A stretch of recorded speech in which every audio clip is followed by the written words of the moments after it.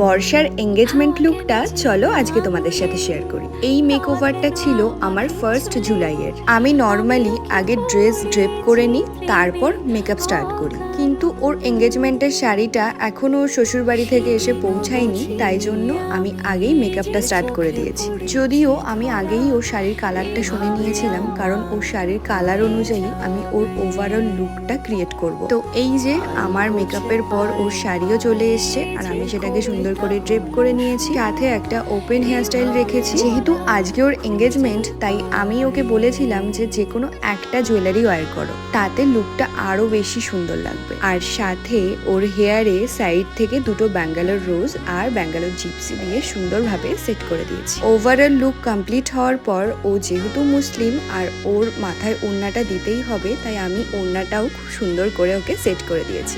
লুকটা তোমাদের কেমন লাগলো অবশ্যই জানিও কিন্তু।